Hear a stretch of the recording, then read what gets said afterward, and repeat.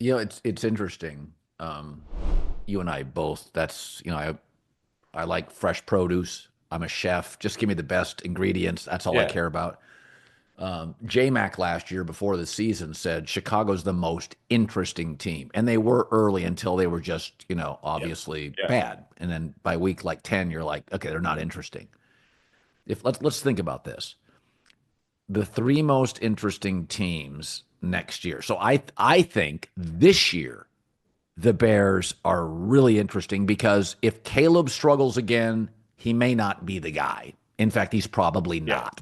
So, rookie quarterbacks, I never think the team is too interesting because it's going to be ugly and you can't make any stern judgments. Like, obviously, Jayden Daniels is terrific. He's Lamar Jackson, NFC. It's over. We don't have to argue about that. So, I think Chicago is my most interesting team. Um, Well, then let's get those weekly hits on the TV show going, buddy. Let's go. Chicago. okay, let me think about this for a second. I mean, I think Washington's pretty high on the list. Like, I I will say this. I think Kansas City pulling back for a year because the offensive line is absolutely in flux. Their left tackle has never been a starting left tackle. It's like, boys, that's honestly like having a Bentley and finding the cheapest insurance on the market for it. It's like, no, just call Progressive or something. Okay, let's not go discount insurance. So I think Kansas City, I predicted the Niners and Dallas would pull back this year. They did. I'm gonna say Kansas City's gonna pull back for a year. Their offensive line is in flux. I mean, if this kid from San Francisco to left tackle doesn't move, also Joe Tooney may have been the most um, had more dexterity than any offensive lineman in the league last year. He's oh yeah. gone. So Chicago, Kansas City are fascinating. Um, Sorry to interrupt this great video, but please remember to like and subscribe. Thank you. Now back to the video. How about this? Green Bay. I loved Jordan Love. Last year gave me pause. What if Jordan Love struggles this year? Like, what if it's From a your mouth to listen, God's ears. Chicago's better, Detroit's really good. As long as Kevin O'Connell's coaching Minnesota, they're viable. I I really like Jordan Love. And then there were times I watched them last year and I'm like, "Oh, I don't know if the coaching staff right now trusts Jordan Love. Like I'm not sure they do." So, I'm going to go Chicago, Kansas City, Green Bay. And we'll do four. I'm going to say, and I don't know how interesting they'll be. I think New England, Vrabel, Drake May, a basically 30% new roster. I do think they'll get Travis Hunter. I think that's going to be a pretty damn interesting team. Those are my four: Bears, Chiefs, Packers, Patriots. Yeah, so let's revisit this after the draft because I'm not Okay. at all convinced that the guy that the Chiefs paid is for sure the left tackle. I think it's for sure the left tackle now, but I could see them. This is the last year of Kelsey. He's made it clear. We don't know how much more Chris Jones has in him. Obviously, Mahomes is going to be there and Reed will be there, and they're going to be good for a long time. But I could see the Chiefs trading up in the first round for a tackle. I could see that happening. Or a tight Or end. or or a tight end. Yes. Like I just think I could see a big draft day move for the Chiefs to try to inject a blue chip offensive player. Um, so you know, where Shador Sanders goes, how far he falls, is Deion Sanders like coach in waiting? Like that, like does Shador Sanders fall to 21 and he goes to Pittsburgh and he goes to Mike Tomlin and he sits behind Aaron Rodgers? Then they're really damn interesting. Or does he go to the Giants and it feels like a mortal lock that Brian Dable gets fired and they hire Deion Sanders?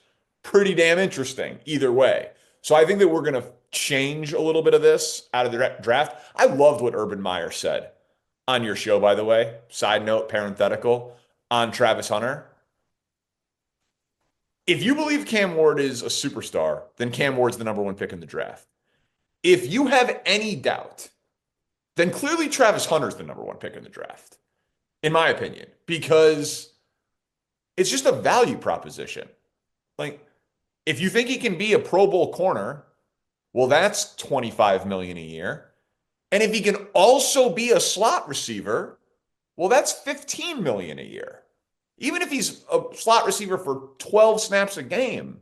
So I love it. So I think wherever Travis Hunter goes, his team immediately becomes interesting. But let's remove the draft from it to get back to your point. Obviously, I'm with you on the Bears. I think the Chiefs in an all-in situation is a great pick. Um, the thing that I don't agree with on the New England point is that all of the guys that they added are new but not terribly interesting. And while I love Yeah, Drake May, I think he looks like Justin Herbert to me. I was disappointed that they didn't figure out a way to get him a number one. He has nobody yeah, to throw the ball to. And yeah. even if the line is better and Morgan Moses upgrades their left tackle situation, no doubt. Vrabel, they spent all of that money on like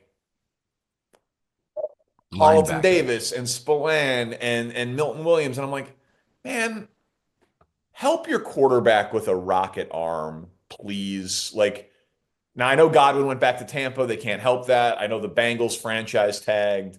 Um, T. Higgins can't help that. You couldn't beat the 58th pick for DK Metcalf. Like, Cooper Kupp better be a Patriot. Like, do something to help out Yeah, Drake May in terms of pass catchers because he has nothing in that regard. So to me, they need some weapon to totally get there. And Green Bay is just not new enough. Like everyone's back. Watson, Dobbs, Wicks, Reed. They're so young, they're so young that there's just not a lot of turnover there to make them all that interesting, though I'm definitely rooting against Jordan Love and the Packers in general, just like the Chicagoan in me. I'm trying to think who you left out. So I think Washington, the reason I said Washington while you were thinking about it is I think Jayden Daniels had the best rookie quarterback season of my lifetime. I I yes, think no I think it question. was better than Herbert, who set the touchdown record, Better than Andrew better than Luck, Andrew Luck, no RG3, question. Cam Newton. Especially if you look at his third down and fourth quarter Correct. numbers, it's in. They're Joe Montana, his 11th year in the They league. led they led the league in fourth down conversions. Fourth down conversions with a rookie quarterback. They led the league. Um, it was it was remarkable what he and then he won playoff. He went to the NFC Championship game. But the guys who've had amazing rookie seasons recently, Justin Herbert, it's been up and down. CJ Stroud this past year, he won another playoff game. I don't think it was all his fault. He was staring at the sky so much. His offensive line was a disaster. Diggs got hurt. Tank Dell got hurt. Nico Collins got hurt at various points. But CJ Stroud did not take another step from his rookie year. Well, we could say plateaued. If Jayden Daniels takes another step, like the year two in the system, year two in the league jump, well, then he's going to win MVP. He's that he will win MVP, like Mahomes won MVP his second year in the league, like Lamar Jackson won MVP his third year in the league, second year in a system. Like he will be the MVP of the league. Well, also, if he's great, not to interrupt, but if he's great again, then we have found our top five Correct. quarterbacks. Mahomes, Allen, Lamar, Burrow, Jaden. Because we all like Jalen Hurts, but we're like, well, the line, I think it's ridiculous. I think it's Barkley. ridiculous still. I Eagles I fans know. kind of I'm the same. Eagles fans kind of bother me with this. But I don't remember a time, most of my life, there have been three great quarterbacks, maybe four in the league, and then it kind of peters out. To have five first ballot level Hall of Fame talent, if Jaden comes out and even duplicates last year with much better players Yeah. around him, then we've got five first ballot guy. And by the way, now I'm moving because of his mobility. I'm moving Stafford to sixth, and I believe especially if he could get in that Super Bowl circle again, win or lose, you're gonna have a hard time keeping him Oh, out. I think Um, Stafford now that he has a ring is pretty. I will be shocked if he's not a Hall of Famer with where I his mean, just think numbers are about going to this. end up. He's not far from his prime, okay? For him to be the sixth best quarterback in the league, mostly because he doesn't Yeah. move. The other guys move. The NFL, like I've said this, we're in the golden age of quarterbacking, folks. Like if he's six, if Herbert and Herbert. Hurts are Yeah, seventh, Herbert. Can, like can we not forget about we are at Herbert, an please? all-time Yeah. high. By the way, do you have a line to Harbaugh? Can you like Yeah. can you tell him to throw a little bit more, please? To who? Yeah, that's fair. That's fair. But you use the Bentley analogy. I know that the winning went up, and I know the passer rating was very good, and I know he loves to run the ball. Can you just, from the Football Appreciation Society, don't let my guy Justin Herbert not be 26th in the NFL in attempts again or whatever he was, please. Well, they lost I know. Palmer. So now they have Lad McConkey. They need a tight end in the first round and a receiver in the third. Like it's one of those things where, and I've said this about Jim Harbaugh, it's kind of fascinating. San Francisco, he had Michael Crabtree. It was an O-line, D-line physicality. John Harbaugh's the same way. What's the one thing the Ravens haven't had? Wide receiver talent. They've always been a little shy. The Harbaughs, it's their nature. He could have taken Michael Thomas, who he loved. He took Joe Alt. It's who they are. Their DNA is we want to intimidate you. We want to physically listen, they let go of Mike Williams and Keenan Allen. They kept Bosa and Khalil Mack. That was I very know. clear their I DNA. know. I know. I just, as a guy who loves Justin Herbert, I wanna see the guy throw a little bit more. Um, what were we just talking about? I'm sorry. I feel like I lost my train of thought. On but Washington. What Houston did off of CJ Stroud's rookie year was correct. Oh my God, we have a quarterback. He turned our franchise around. We won a playoff game. We have a ton of cap space and a stud quarterback who we know we have to pay on a cheap deal. Let's go all in.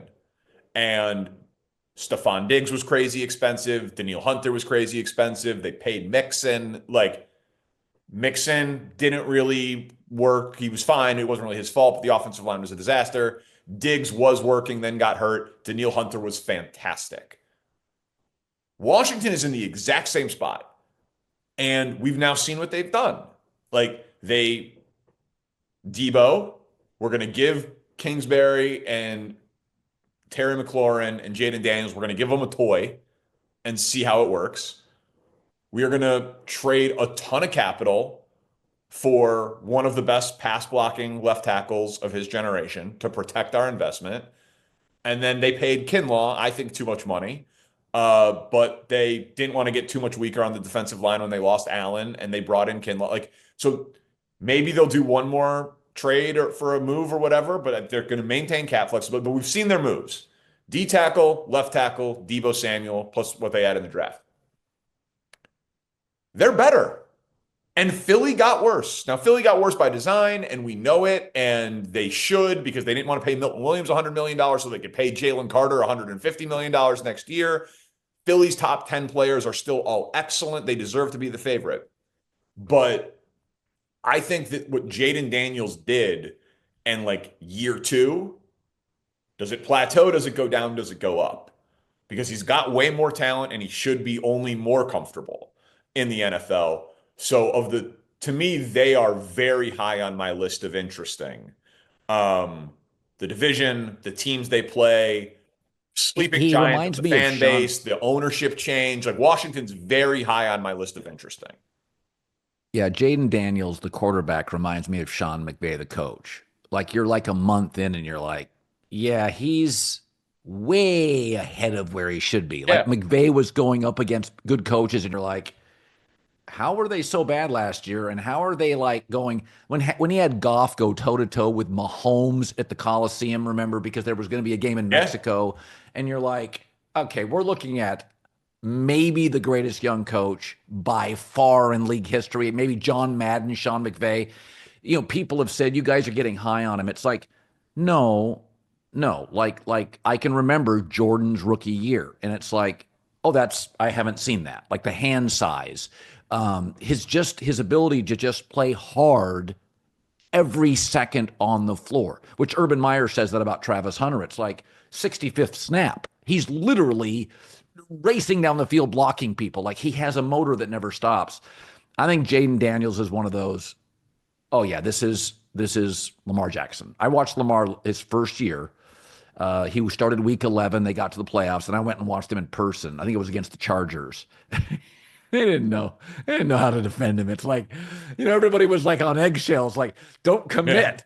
It was the non-committal Yeah. defense. Like he was terrifying people. The rookie quarterbacks who have won at a very high level, you know, Dak Prescott had that awesome winning rookie season where he didn't really throw any interceptions.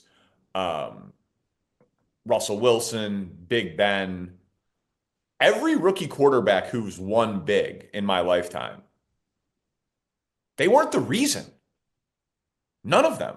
Like they weren't. Except That's Jaden my point. That's my point. and Luck. But Yeah. one big, like he Yeah. was in the NFC Championship game. They won 9 one-score games this year. Like he was like fourth quarter comebacks, third down, fourth down, passing, running, playoff wins. Now, like, listen, the counter argument is 9 1-score playoff game, not 9 1-score wins, and they beat Tampa by 3 in the wild card round. They lose that game. We are at least having a little bit more doubt about Jayden Daniels, but I just I'm not going to invoke Michael Jordan, but I also was 2 when Michael Jordan was a rookie, so I'm not completely dismissing what you're saying. Yeah. But I'm with you. I'm pretty positive he's great, and his team should be much better in terms of around him. And again, Well, they won't be in as many one-score games. So the truth is, you go, oh, they were 9-1 in one-score games. They will not be in 10 one-score games probably next year. not. And so to me, That's right. that's they're just, again, the whole premise was like most interesting. I'm with you on the Bears. I'm with you on the Chiefs. I'm less so Patriots, and I know we're just doing this off the top of our head, but Washington is very, very high on the list. I'm trying to think of the AFC team that you left out. I mean, listen, I do think Harbaugh Herbert is incredibly compelling. Because I think they're going to win their division. you think they're going to beat the Chiefs? Yeah, I think the Chiefs. Wow. Listen, I think. Have you told Nick this Yeah, yet? I think. Yeah, but he didn't hear it. Yeah, yeah, no, I know. There was static in his Okay. ear. He didn't really All hear it. right. But I do think to win like they did last year, they went from the worst defense to like the third best. It's like, okay, that was all coaching. It was the exact same players. And that not every defensive player knew that system wrote. Like you're some of these young guys are like, hey man, we are learning on the fly here.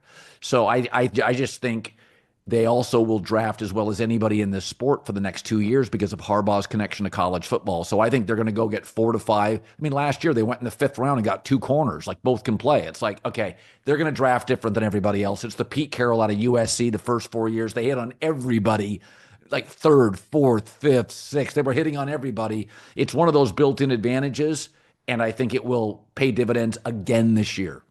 Are you a believer in Pete Carroll this time around? Um, I There are ceilings with Pete. His fascination with Geno Smith is his ceiling. He doesn't care enough about quarterbacks as I don't think. I think the difference between offensive coaches and defensive coaches in this league is the urgency at quarterback. I mean, Andy Reid's moving off a Pro Bowler. Yeah, no Sean doubt. McVay is moving off Jared Goff. Like defensive coaches, you get me Geno, hey, I can win a lot of games with Geno. And I think, I mean Aaron Glenn, hey, I can win a lot of games with Justin Fields. I think defensive coaches think differently. It's in their DNA. And I think Pete looks at Geno as, hey man, he'll complete a bunch of passes, stay out of trouble. And so I think Pete, that's the ceiling for Pete that would infuriate me. Mike Tomlin's got a lot of this. Right now, Steelers don't have a quarterback. Well, Ron Rivera in Yeah, no, I'm with you. Washington. Well, I got Sam Howell. I'm, Well, I, you know, so I'm, I, I yeah, think Geno's underrated because he was under pressure more than basically any quarterback in football the last 3 years and still yeah, completed 68% of his passes and won a bunch of games and threw for a bunch of yards. So I think Geno's underrated, yeah, but he's obviously not great and he's older. And I'm with you in your overall premise. Um, the, there's obviously a million differences between someone like me and these athletes and coaches. Obviously, that doesn't need to be said, but I'll say it yeah, anyway. But one of the biggest differences beyond the athleticism is I would be like, I'm going to go coach against Andy Reid, Sean Payton, and Jim Harbaugh, and Bo Nix, Justin Herbert, and Patrick Mahomes. Like the right, the path to winning seems borderline impossible. Like yeah, borderline impossible. It's like but these guys clearly don't think that way. Like they clearly have such ego, belief, confidence, wherever that line blurs between delusion and confidence.